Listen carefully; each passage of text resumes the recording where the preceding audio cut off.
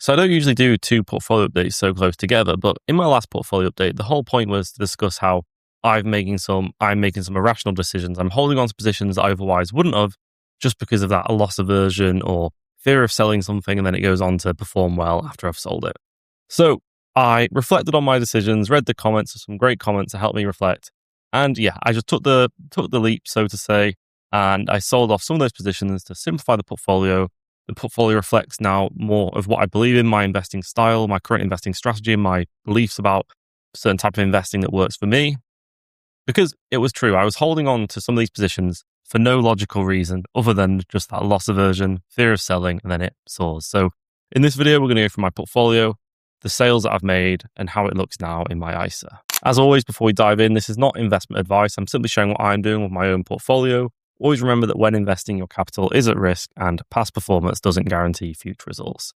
Please do your own research. So here we are on the Trading 212 app now. If you just go to the year-to-date chart, we can see it has been a pretty good year-to-date so far for my portfolio. My ISA is up by £1,659 or rate of return of 3.1%. But we're not going to waste much time here. We're going to go straight into what this video is about, and that is how my asset allocation has changed. So if we just go to my investments, and you can see now that pretty much almost bang on 70% of my portfolio is in the SPDR MSCI All Country World Index Tracking ETF, the global index fund.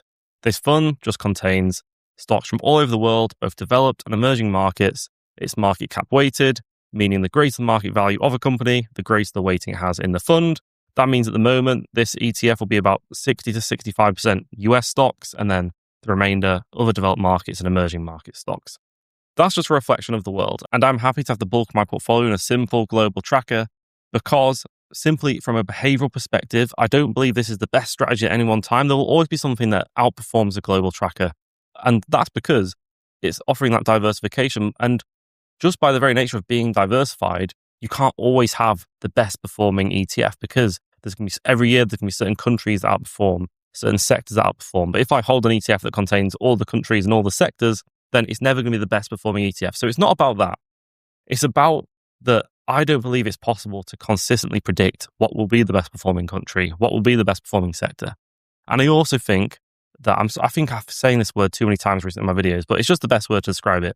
Behaviorally, I don't think it is as hard to stick for a period when the market as a whole underperforms than when you deviate from the market. So you pick a specific country or you pick a specific sector or a particular factor like quality, value, momentum. If you make your whole portfolio a bet on any of those things and then it underperforms in the short term, it is so hard to stick to that whilst the rest of the market is doing okay. And you think, oh, why am I trying to outperform when the simplest of strategy is doing better? On the other hand, when the market underperforms, say a global index fund doesn't do too well, but a particular country is soaring, well, I don't think that's as behaviorally as challenging because you know that when you go for a global fund, there's always going to be something better. You're not picking a global fund because you want the best returns. Whereas when you're tilting your portfolio towards a specific sector, specific country, you're doing that because you're trying to beat the market. You're making an active bet. So I hope that makes sense. And you can see that's currently 70% of the portfolio now. And then Avantis Global Small Cap Value is now 20% of the portfolio. So you can see that I've obviously sold some positions and put money into the global index fund at the top and then also the Avantis Global Small Cap Value. And this is another thing that I reckon some people do without realizing or don't want to do. So my Avantis Global Small Cap position, in the last update, I was up by 27%. It's now only 16%. And it hasn't gone down because this ETF has performed poorly. It's still been doing pretty well. It's gone down because I've made a significant contribution. And obviously, when you make a significant contribution, it dilutes your existing return, your existing return figure. And I wonder how many times people don't want to top up their winner because it reduces that green number. Because I do think that's another thing that people want. People want to keep those big green numbers in their portfolio. And when you make a significant contribution, it dilutes the return.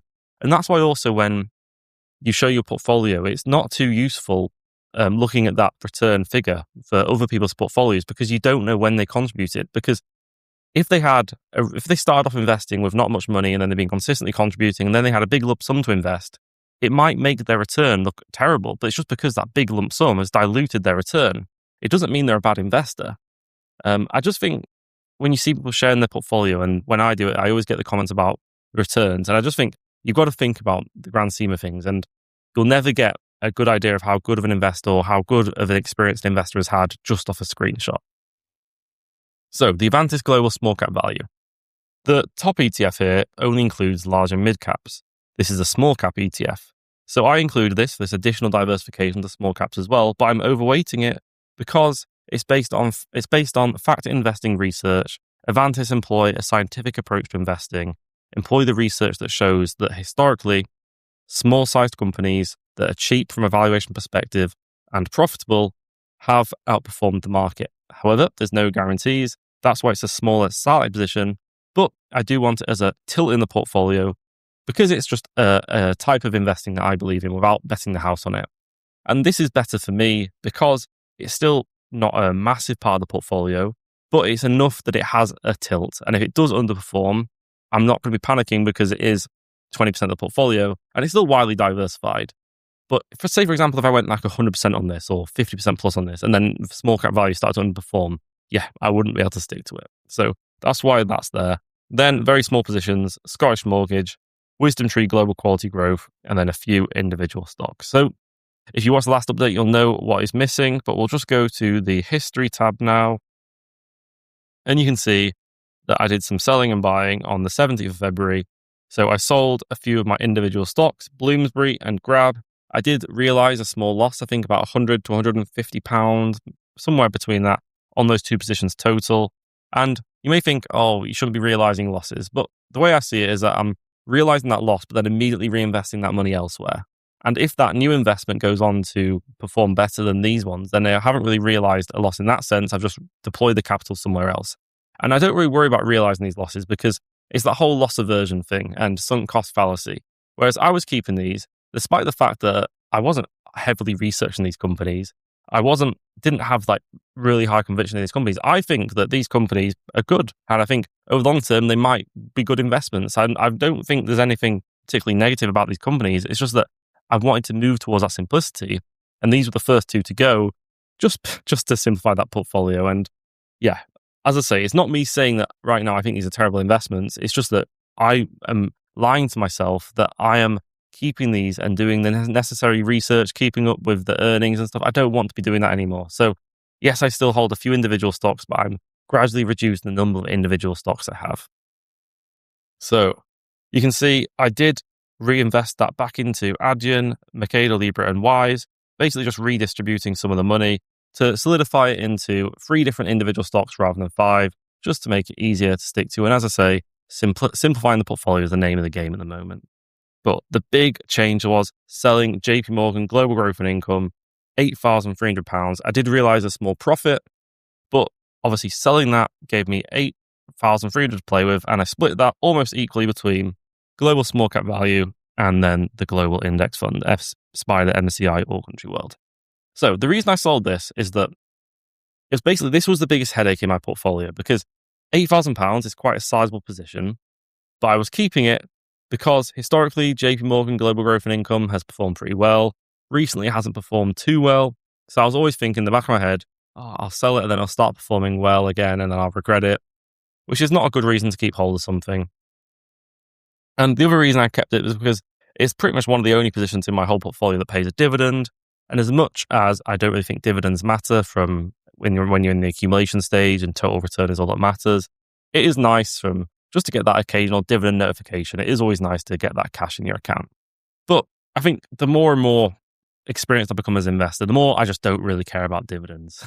I think a couple of years ago when I did my first portfolio updates, I did actually have a small amount in UK dividend stocks because I enjoyed receiving those dividends. But I just feel like the more experience I get as an investor, I'm just not bothered about dividends. But that's just me. I completely understand that for some people, dividend investing is what keeps them in the game. That's what's exciting, and that's fair enough. But for me, I've kind of got over the excitement of dividends, and it's just all about simplicity now. So yeah, it was those buys and sells that got me to my current allocation in the portfolio, and it's one that I'm much happy with. It's much simpler and something that I think I'm going to be able to stick to over the long term. And yeah, I've still got that small amount to play around with, but this is just, it's a nice weight off my shoulders to have that simplified portfolio. And I just wanted to give you an update on this. As always, let me know how your portfolio is doing in the comments below.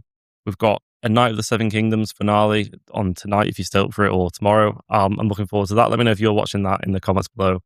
Yeah, I've got more videos coming, and as always, thank you for watching.